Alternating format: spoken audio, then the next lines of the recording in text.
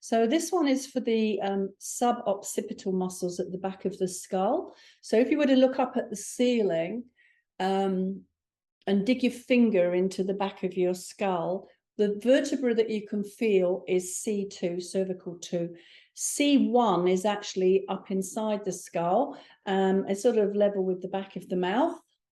Okay, so where the brain stem is, the vagal nerve comes straight into the suboccipital region, and you can have huge influence. It's going to, massaging these muscles is going to increase your blood supply to the brain. It's going to release compression on the nerves to the brain. It's going to regulate your heart rate, regulate your breathing, bring your blood pressure down, make you feel calmer and more happy, and more oxygen in the bloodstream. There's a whole load. There's a list of about 20 things that happens when you do this release.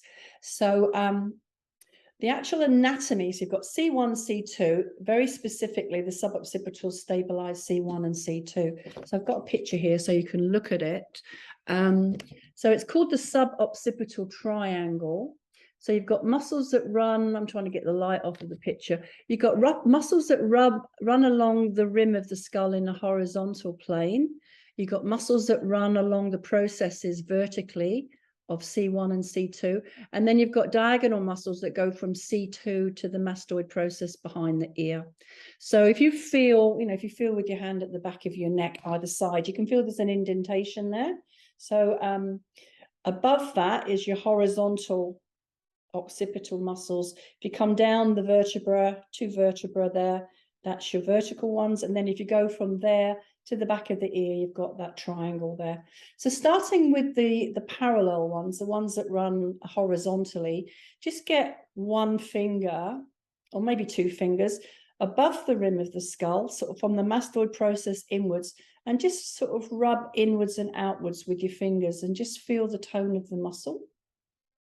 You can often tell if the vagal nerves are out of balance simply by pulling on your ears. This is a quick test. You can feel usually that one ear is a bit stiffer.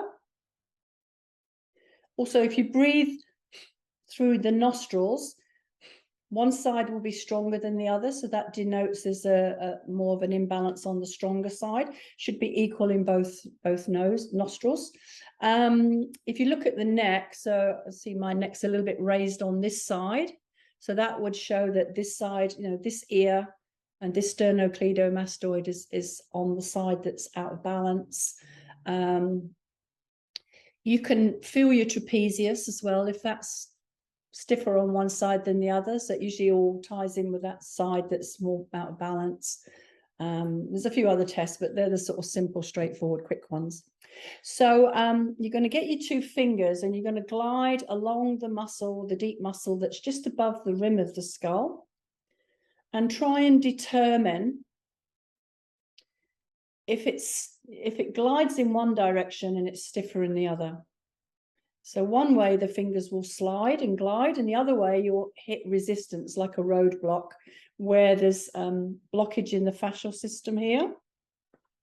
So as you find your roadblocks, for me it's outwards today, you're gliding in, it goes quickly, but as you come out you sort of feel like it sticks. Then stay on that point where it feels stuck and just gentle pressure. You don't need to do anything more than that, just gently press. And the pressure will send a message through the nervous system into the brain to sort of get the brain to take notice of these muscles and to get them to relax. So this is working on the nervous system. It's not so much working on the myofascial system. So it's a neural release. And when you do this one, you can get the sigh, the swallow, the yawn, just like you can with the others. And then when you feel like you have had the sigh, the swallow, the yawn, or if you feel like the muscle's starting to get softer, then just finish with a little bit of a rub. So try the other side. So you're just gliding your fingers. You want to feel the skin. So you want to feel the skin moving over the deeper fascia and muscle that's underneath of it. So you're creating that glide, 2 fingers. And you're trying to determine, is it smoother going in or does it stick coming out or vice versa? So find the direction that seems a little bit more resistant, and just find that roadblock, find where it sticks, and just stay in that point and just gently press. So it's firm, but it's gentle. And you're just waiting. You give yourself a good 20 seconds or so. You get the sigh, the swallow, the yawn, then you know that you've definitely sent that message through to the brain. So it's a natural reflex, all part of the polyvagal system, the yawning, the sighing, the swallowing, more saliva in the mouth. So when you feel like you've got a little bit of softness in the muscle now, it's yielded a little bit, you just do your little rub.